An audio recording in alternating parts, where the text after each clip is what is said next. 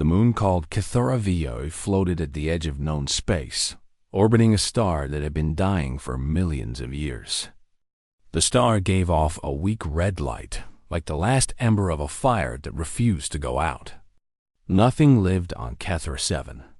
Nothing had lived there for thousands of years. The surface was cracked and broken, covered in dust that had not moved since before most civilizations learned to build ships that could fly between stars. But deep beneath that dead surface, something waited. The eternal vault had been built by a species so old that no one remembered their true name. The galaxy called them the architects because they had built things that should not have been possible. They had built doors that opened into other dimensions. They had built machines that could fold space like paper. And they had built a prison so strong that nothing inside could ever escape. The prisoner had been there for 1,238 years. His name was Varathrax. And the younger species called him a dragon because they had no better word for what he was. He was not truly a dragon, of course. Dragons were creatures from old Earth stories, beasts of fire and scale that guarded treasure in mountain caves. Varathrax was something far older and far stranger. His body was made of scales that seemed to drink in light, making the space around him darker just by existing. His eyes held the memory of watching stars being born. When he breathed, reality itself seemed to shiver. The architects had fought a war against Varathrax long ago. That war had shattered 3 galaxies. Billions of worlds had burned. Species beyond counting had been wiped from existence. In the end, the architects had won, but the victory had cost them everything. They sealed Varathrax in the eternal vault and then faded from history, leaving behind only ruins and warnings. The Galactic Council had discovered the vault 400 years ago. They had sent scientists to study it. Those scientists had died. They had sent more scientists with better equipment. Those scientists had also died. They had sent soldiers, diplomats, telepaths, and machines. All of them died or vanished or returned so broken in their minds that death would have been kinder. After the 17th failed expedition, the Council made a decision. They declared that Cathura 7 did not exist. They placed warning beacons around the entire system, broadcasting messages in 7,000 languages. The messages all said the same thing: do not approach, do not communicate, do not acknowledge. For over 300 years, the galaxy obeyed. Then the Threshers came. No one knew where they came from. They simply appeared one day at the edge of the galaxy, pouring through a hole in space like water through a crack in a dam. They were not alive in any way that made sense. They had no thoughts, no feelings, no desires beyond one: consume. They ate everything: ships, stations, planets, stars. They moved through space in swarms so large that they blocked out the light of entire solar systems. The Council sent its fleets.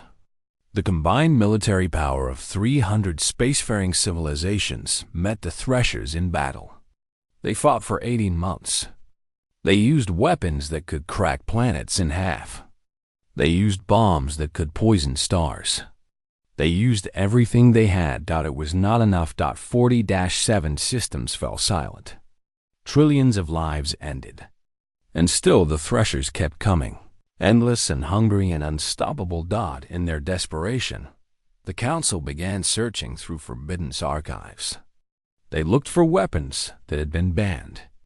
They looked for technologies that had been sealed away.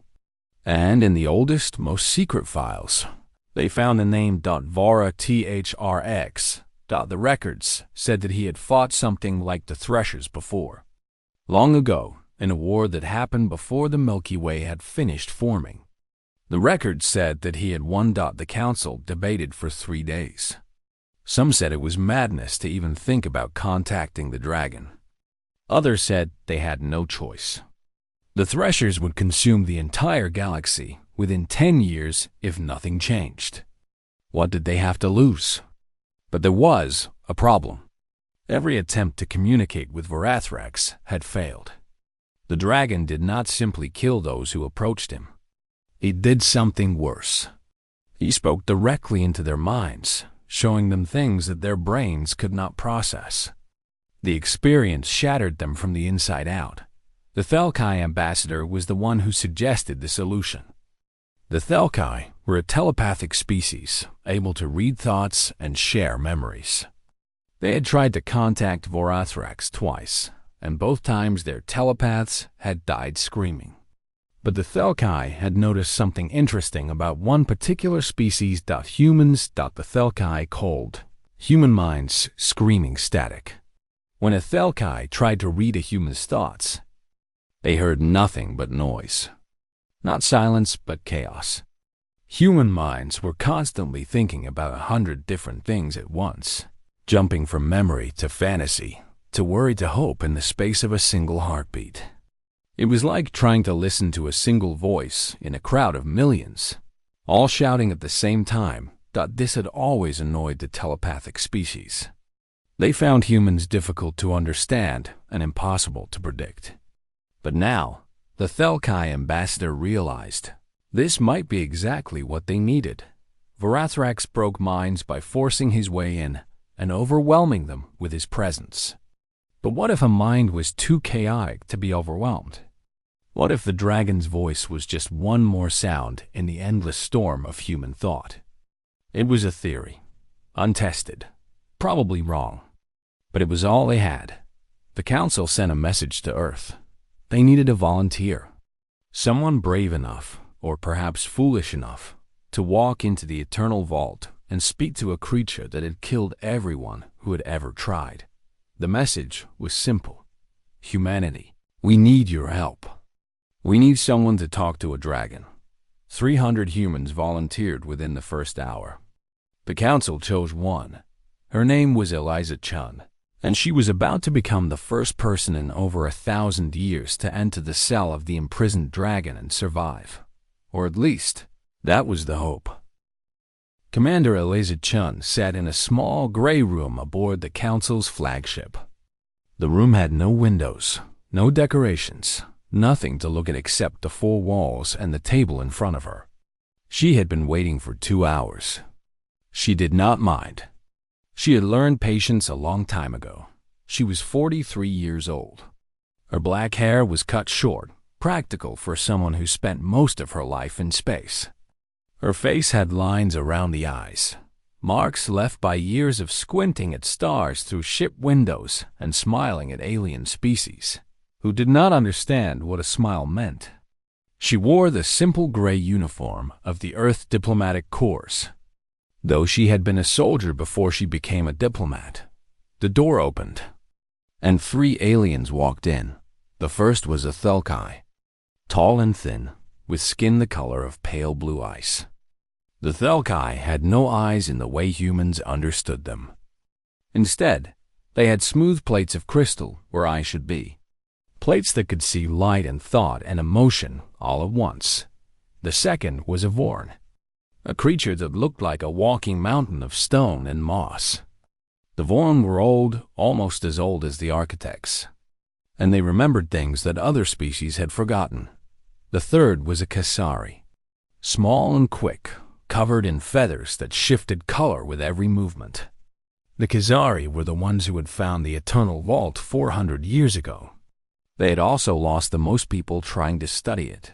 The Thelkai spoke first. His voice entered Eliza's mind directly, bypassing her ears entirely.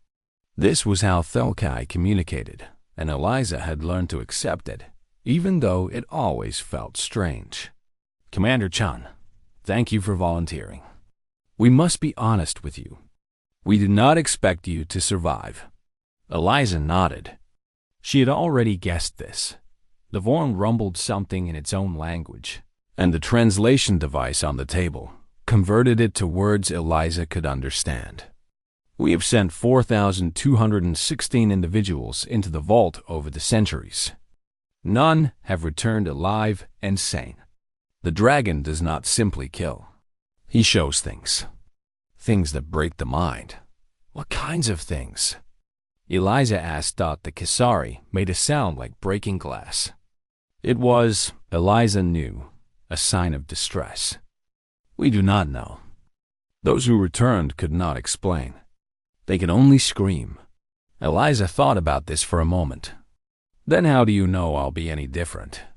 The Thelkai leaned forward. Your mind is different from ours. When I try to read your thoughts, I hear only noise. It is like standing next to a waterfall and trying to hear a whisper. Your species thinks too loudly, too chaotically. We believe this might protect you. You believe, but you don't know. No, we do not know. But we are desperate, Commander. The Threshers have consumed 47 systems. They will consume more. Our fleets cannot stop them. Our weapons cannot hurt them. The dragon is our only hope, and you are our only hope of reaching the dragon. Eliza was quiet for a long moment. She looked at the three aliens, at their fear and their desperation and their hope. She thought about the billions of lives that had already been lost. She thought about the billions more that would die if the Threshers were not stopped. What do you need me to do? She asked. The Vorn slid a small device across the table. It looked like a metal disc, small enough to fit in Eliza's palm. This is a translation matrix. It will help you understand the dragon's speech if he chooses to speak in ways that can be translated. Beyond this, you will carry nothing. No weapons. No recording devices. Nothing that might anger him.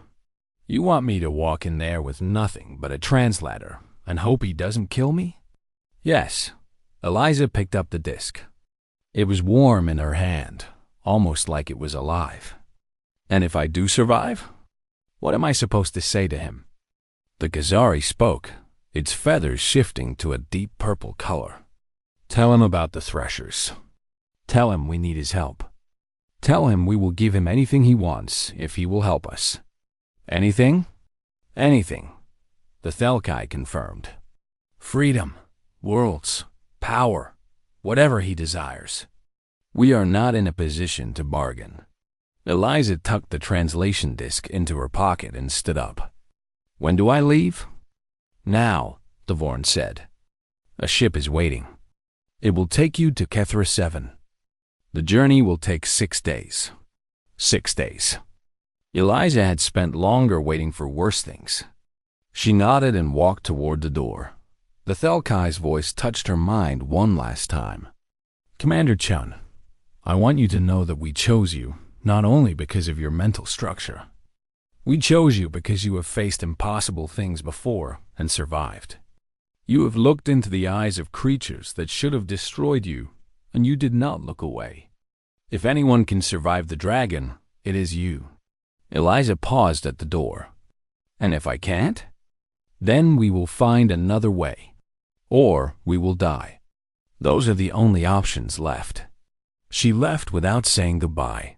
The ship that carried her to Kethra V was small and fast, crewed by machines rather than living beings. This was intentional. The Council did not want to risk any more lives than necessary. Eliza spent the 6-day journey reading everything that had been written about Varathrax, which was not much. She learned that he had been imprisoned for crimes that no one could properly describe. She learned that the architects had sacrificed their entire civilization to contain him. She learned that his voice could shatter mountains and his gaze could stop hearts. She also learned that no one had ever simply tried to talk to him. Every expedition had come with equipment, with plans, with goals. They had come to study him, to bargain with him, to threaten him, to worship him. But no one had ever just sat down and had a conversation. Maybe that was the problem, Eliza thought. Maybe the dragon was just lonely. It was a foolish thought. Childish. The kind of thing a human would think. But Eliza was human.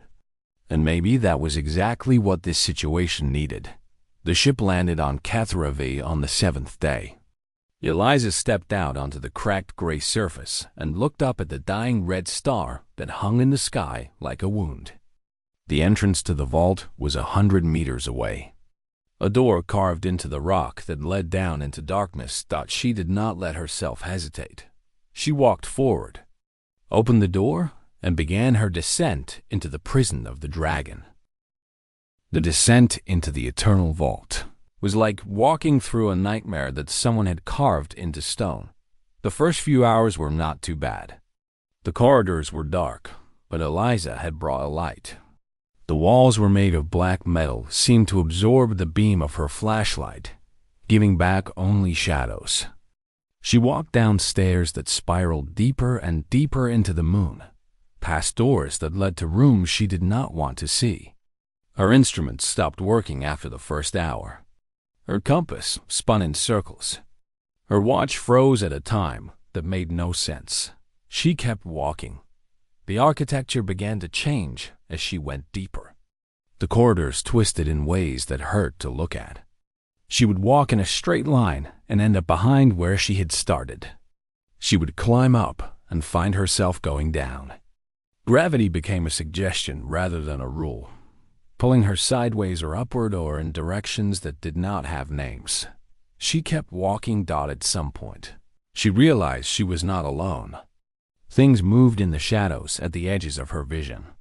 They were not creatures exactly, more like shapes that should not exist. They watched her pass, but did not attack. Perhaps they were guards. Perhaps they were ghosts. Perhaps they were just memories of the people who had come before her, trapped forever in these impossible halls. She kept walking. The final door stood at the end of a corridor that seemed to stretch on forever. The door was not made of metal or stone. It was made of darkness, solid darkness, as if someone had taken a piece of the void between stars and shaped it into a barrier. Eliza could feel something behind it, something vast and old and aware. It was looking at her. Not with eyes, with something deeper. Her hand trembled as she reached for the door. Her heart pounded in her chest. Every instinct in her body screamed at her to run, to turn back, to escape while she still could. She opened the door anyway. The chamber beyond was impossible to understand. Her eyes told her it was small, just a few meters wide. But her mind knew it was vast, larger than worlds, larger than solar systems. The dragon lay coiled in the center, or perhaps the dragon was the center. She could not tell where the creature ended and the prison began. Varathrax was beautiful and terrible in ways that no language could describe. His scales shifted through colors that did not exist in the normal spectrum of light. His body seemed to be made of the space between moments, solid and yet not solid at the same time. His eyes were the oldest things Eliza had ever seen, older than stars, older than galaxies, older than time itself. When he spoke, his voice did not enter through her ears. It appeared directly in her mind, not as words but as meanings, as concepts, as the memory of having always known what he was saying. A mortal comes. How curious. Your kind did not exist when I was imprisoned. The weight of his attention pressed down on Eliza like the gravity of a planet. Her nose began to bleed. Her vision fractured into pieces, showing her the same moment from 1,000 different angles at once. Pain shot through her skull, sharp and hot and endless, but she did not break. Her mind was chaos. It had always been chaos. Thoughts tumbled over each other in an endless storm. Memories mixing with fears, mixing with hopes, mixing with the lyrics of a song she had heard when she was 6 years old. The dragon's voice was loud, but it was just one more sound in the hurricane of her consciousness. She wiped the blood from her nose and spoke. My name is Eliza-chan. I came here to talk to you. The dragon's laughter shook the chamber. It felt like earthquakes and supernovas and the collision of galaxies, all compressed into a single moment of terrible joy. Talk? The last mortal who tried to talk to me tore out his own eyes to stop seeing what I showed him. The one before that simply stopped existing. Why should you be any different? Because I'm human, Eliza said. And humans don't know when to quit. The dragon studied her. She could feel his gaze moving through her mind, touching her memories, tasting her thoughts. It was violation and examination and curiosity all at once. "You are strange," he said finally. "Your mind is loud, chaotic. It is like trying to grab water. Every time I reach for something solid, it slips away. I've been told that before. By your telepaths, no doubt. They find you frustrating." "They find us many things," Eliza agreed. "Frustrating is one of the polite words." Another laugh, smaller this time, almost gentle. "You are not afraid of me." "I'm terrified of you," Eliza corrected. "But I'm still here." The dragon shifted, his massive body moving through dimensions that Eliza could not see. "Why? Why have you come to this place? Why have you risked your fragile little existence to stand before me?" Eliza took a deep breath and told him about the Threshers. She told him about the swarm that was consuming the galaxy. She told him about the fallen systems, the dead worlds, the trillions of lives that had been erased. She told him about the Council's desperation, their failed strategies, their dying hope. And then she told him why she was here. "They say you fought something like the Threshers once. A long time ago, before my species even existed. They say you won. We need to know how." The dragon was silent for a long moment. When he spoke again, his voice was different, colder, harder. "Why should I care? Your council built this cage around me. Your ancestors celebrated when the architects fell. You are all mayflies to me, burning brief and bright, and I have watched 10,000 of your civilizations rise and crumble into dust. Why should I help you?" Eliza did not have a good answer to that question. So instead, she asked one of her own, "What do you want?" The dragon froze. In 1,238 years of imprisonment, no one had ever asked him that question. "What do I want?" He repeated, as if tasting the words for the first time. "Yes, what do you want? You've been locked in here for over 1,000 years. You must want something." The silence stretched on for minutes. When Varathrax finally answered, his voice was quiet, almost gentle. "I want to remember what starlight feels like on my scales. I want to fly between worlds again, to feel the solar wind beneath my wings. I want to exist without these walls pressing against my soul from every direction." He paused. "I want someone to speak with me as if I am more than a monster." Eliza sat down on the floor of the chamber, crossing her legs beneath her. The dragon watched her with something that might have been confusion. "What are you doing?" he asked. "Getting comfortable," she said. "Because I'm going to tell you about where I come from, about my planet, my people, my home. And you're going to listen. And when I'm done, maybe you'll decide that we're worth saving after all." And so she talked for 6 hours. She told him about Earth, about oceans so blue they hurt to look at, about mountains that touched the clouds, about forests filled with life. She told him about human history, the wars and the peaces, the cruelties and the kindnesses. She told him about art and music and the way humans looked up at the stars and dreamed of touching them. She talked until her voice was hoarse and her body was exhausted. And through it all, the dragon listened. When Eliza finished speaking, the chamber was quiet for a long time.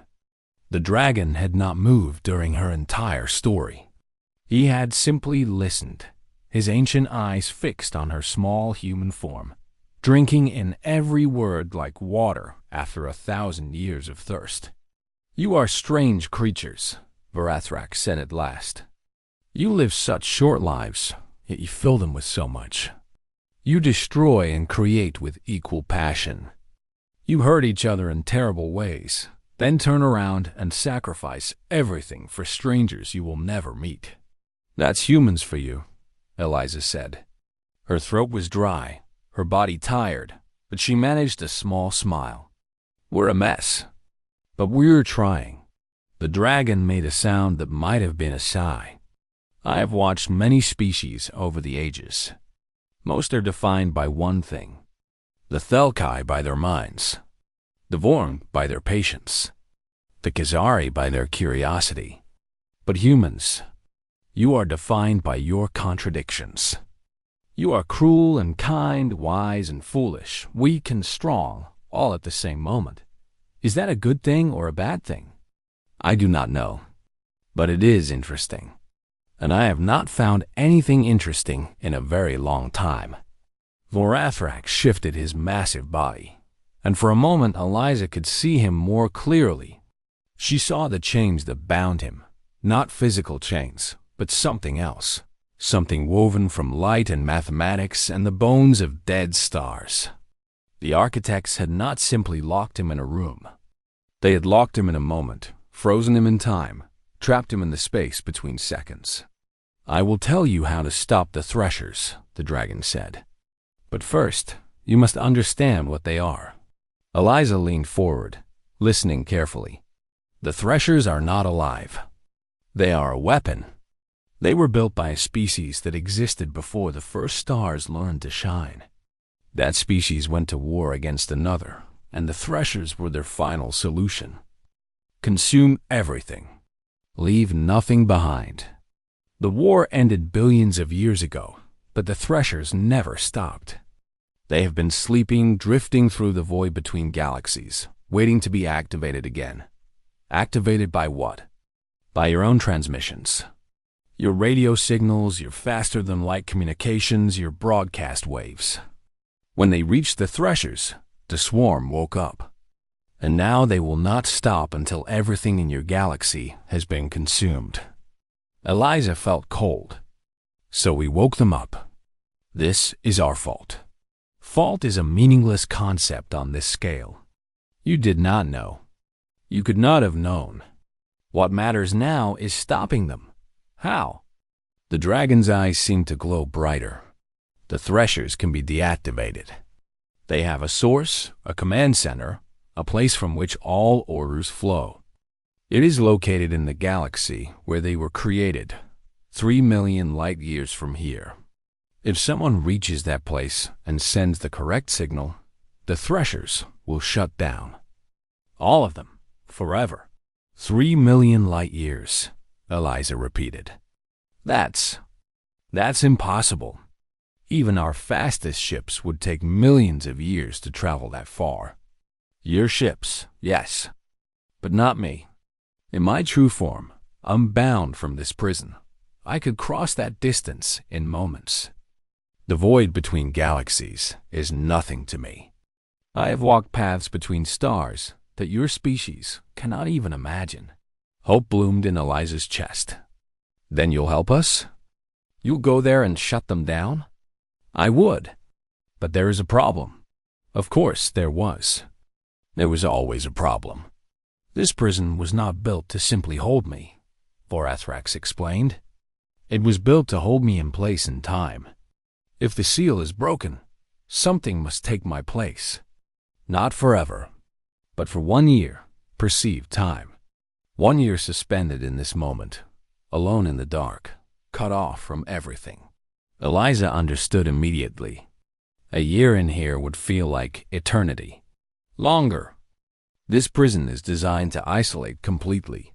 No sight, no sound, no sensation of any kind. Most species would go mad within minutes. A year would destroy any mind that entered. But if no one takes your place, then the seal cannot be broken, and I cannot leave. They sat in silence. Eliza's mind raced through possibilities, searching for alternatives, finding none. The math was simple and cruel. Someone had to stay. Someone had to suffer. There was no way around it. I'll do it, she said. The dragon actually flinched. It was such a small movement that she almost missed it, but she saw it. Surprise, shock, something that might have been concern. You do not understand what you are offering. I understand perfectly. 1 year of nothing in exchange for the survival of the entire galaxy. Seems like a fair trade to me. It will break you. Your mind, your soul, everything that makes you who you are. When you emerge, if you emerge, you may not be Eliza Chun anymore. Maybe, but at least there will be a galaxy left for whoever I become. The dragon stared at her for a long moment. Why? Why would you sacrifice yourself for creatures who see your species as nothing more than useful tools? The Council does not respect humanity. They never have. Eliza thought about the question. It deserved an honest answer. I'm not doing it for the Council, she said finally. I'm not even doing it for humanity. I'm doing it because it's the right thing to do. Because if I don't, trillions of people will die. Because somewhere out there, there's a kid looking up at the stars, dreaming about the future, and I want them to have that future. She paused, then added, and because I trust you, trust me? To come back. To break the seal when the year is up. To not leave me here forever. The dragon was silent for so long that Eliza thought he might not answer at all. When he finally spoke, his voice was different, softer, almost uncertain. You trust a creature that has destroyed galaxies. A monster that the entire universe has feared for millions of years. You trust me? Yes. Why? Eliza smiled. It was a tired smile, but real. Because for the past 6 hours I've been talking to you. Not to a monster. Not to a weapon. To you. And I think maybe everyone else just forgot to do that. Varathrax laughed. It was not the terrible galaxy-shaking laugh from before. It was quieter, warmer, tinged with something that might have been wonder. You are either the bravest creature I have ever met, or most foolish. Eliza's smile widened. Can I be both? The dragon's eyes met hers, ancient and deep, and suddenly very gentle. Very well, Eliza Chen. I accept your sacrifice. But I want you to know something. In all my existence, across all the ages I have witnessed, no one has ever done what you are doing. No one has ever trusted me. No one has ever believed that I could be anything other than what they feared. He lowered his massive head until his eyes were level with hers. I will not forget this. I will not forget you. And when the year is done, I will return. This I swear on every star I have ever touched. Eliza reached out and placed her hand on his snout. His scales were warm, like sunlight on stone. Then let's do this, she said, before I change my mind. The dragon closed his eyes, and the prison began to change around them. The seal broke with a sound like the universe taking a breath. Energy poured out of the vault, visible even from space. The council ships that had been orbiting Kethra 7 at a safe distance scrambled backward as something ancient and impossibly vast began to rise from beneath the moon's surface. Varathrax unfolded dot, there was no other word for it. He had been compressed, folded into a shape that could fit inside a prison. Now he expanded into his true form, and the watching aliens understood for the first time why the architects had been so afraid. He was not a creature. He was a force of nature given physical shape. His wings stretched across the space between stars, made of something that was not matter or energy, but something older, something that had existed before the universe learned to have laws. His body was woven from dark light and the echoes of galaxies long dead. His eyes contained the memory of every sunrise that had ever happened. On every world that had existed, the council fleets fled. They had weapons that could crack planets, but they knew, looking at this being, that those weapons would do nothing. They were ants watching a god wake up, and the only sane response was to run. But Varathrax did not attack. He did not even seem to notice them. Instead, he looked back at the moon below him. Through layers of rock and impossible architecture, he could see the chamber that had been his prison for over 1,000 years. He could see the small human woman now suspended in the center, frozen in time, alone in the dark. She could not see him. She could not hear him. She could not hear him. But he spoke to her anyway. Wait for me. Then he turned toward the void between galaxies and began to fly. The distance was 3 million light years. For any ship, it would have been an impossible journey. For Varathrax, it was nothing more than a long step. He moved through dimensions that smaller beings could not perceive, walking paths that wound through the cracks in reality itself. The dead galaxy was waiting for him. It had been dead for billions of years. Its stars burned out, its planets crumbled to dust. But at its center, something still functioned. The command station of the Threshers, a machine older than most stars, built by creatures who had died before the Milky Way was born. The machine sensed his approach. Defense systems that had been sleeping for eons woke up and tried to stop him. Weapons fired. Fields activated. Traps sprung. Varathrax did not fight them. Instead, he began to sing. It was not a song in any way that humans would recognize. It was a vibration that moved through the fabric of space-time itself, a frequency that had existed before the universe had laws. The architects had known this song once. They had learned it from beings even older than themselves, and they had used it to imprison Varathrax. Now he used it to unmake the machine. The command station shuddered. Its ancient systems, designed to last forever, began to fail. And across the universe, in the Milky Way galaxy 3 million light years away, the Threshers stopped, every single one of them. All at once, they froze in place, the hunger that had driven them suddenly gone. Then, slowly, they began to fall apart. Their bodies crumbled into dust. Their swarms dissolved into clouds of particles that drifted away on solar winds, on the worlds that had been under siege. Survivors looked up at the sky and watched their nightmares fade away. It was over. In the council chambers, celebrations erupted. Species that had been preparing for extinction suddenly found themselves alive. Fleets that had been fighting desperate last stands suddenly had nothing to fight. The galaxy had been saved, and 3 million light years away, a dragon turned around and began the long journey home. The year passed. For the council, it was a year of recovery and rebuilding.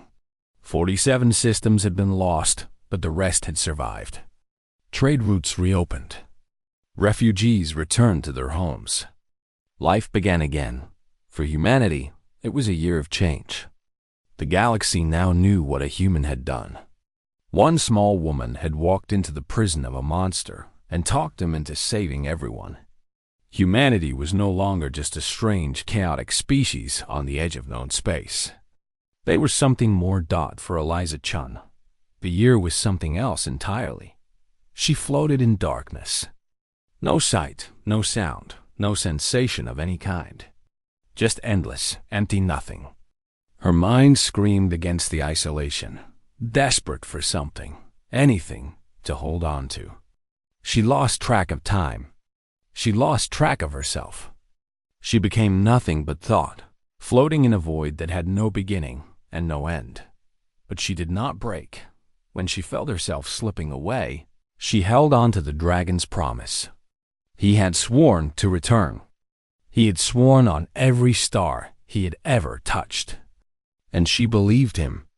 Against all logic, against all reason. She believed that a creature who had destroyed galaxies would keep his word to one small human. The belief saved her. The seal broke on the 365th day, exactly 1 year after Eliza had taken Varathrax's place. Light flooded into the chamber, and time began to move again, and Eliza fell forward into arms that were not arms, caught by a presence that was vast and warm and impossibly gentle. "You waited," she whispered. Her voice was hoarse, her body weak, her mind still echoing with the memory of endless nothing. "You trusted," the dragon replied. "It seemed only fair." The council offered Varathrax everything. They offered him worlds to rule. They offered him fleets to command. They offered him wealth beyond counting, power beyond imagining, anything and everything they had. He refused all of it. "There is only one thing I want," he said, and his voice was quiet, almost gentle. A companion. Someone to travel with. Someone to speak with me as though I am more than a monster. He looked at Eliza. She was still weak, still recovering from her year in the void. But she was standing on her own, and her eyes were clear, and when she looked back at the dragon, she smiled. I think I could do that, she said. The council did not understand. The Thelkai could not read her thoughts to find an explanation. The Vorn could not find this situation in any of their ancient memories. The Khazari could not categorize what they were witnessing, but Eliza understood. And Varathrax understood. They left together, the dragon and the human, traveling out beyond the edge of known space. The galaxy told stories about them for generations afterward. They said the human had tamed the dragon with courage. They said she had bound him with magic. They said 1,000 different things, each more fantastic than the last. The truth was simpler. She had treated him like a person. She had looked at a monster and seen something else underneath. She had trusted when trust made no sense, and believed when belief was impossible. And in doing so, she had reminded an ancient being what it felt like to be seen, somewhere in the dark between galaxies. Far from any star or planet or living thing, a dragon flew through the void. On his back rode a woman, small and fragile and impossibly brave. Watching galaxies spin past like fireflies in the night, neither of them was alone anymore, and that, in the end, was worth more than all the stars in the sky. The galaxy would remember many things about the Thresher War. They would remember the fallen systems, the desperate battles, the moment when all hope seemed lost. They would remember the dragon who saved them, and the human who made it possible. But the most important thing they remembered was this, that sometimes the greatest power in the universe was not strength or magic or ancient technology.